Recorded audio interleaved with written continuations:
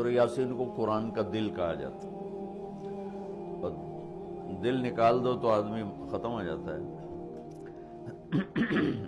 سورہ یاسین کو قرآن کا دل کیوں کہا جاتا ہے؟ صرف پہلی 3 سطروں کی وجہ سے، پہلی 3 سطروں کی وجہ سے، کیونکہ یہ پہلی 3 سطروں کا جو مضمون ہے پورے قرآن میں اور کہیں بھی نہیں ہے، صرف یہی ہے۔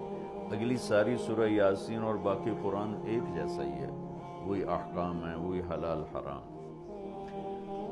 ایک حدیث اور سناتا ہوں، پھر یہ میری بات اور واضح ہو جائے گی۔ میرے نبی نے فرمایا، میرے اللہ نے میرے 10 نام رکھے۔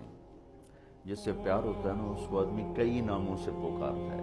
جیسے ماں چھوٹے بچے کو کبھی لال کہتی ہے، کبھی پھول کہتی ہے، کبھی مکھن کہتی ہے، کبھی پیڑا کہتی ہے، تو وہ محبت زیادہ ہوتی ہے تو صرف اسلم کہنے سے وہ محبت پوری نہیں ہوتی، تو پھر اس کو کئی نام دیتی ہے، مختلف نام دیتی ہے۔ تو میرے نبی نے کہا میرے اللہ نے میرے 10 نام رکھے، میں محمد، احمد، ماحی، حاشر، عاقب، فاتح، خاتم، ابو القاسم، طٰہٰ، یاسین۔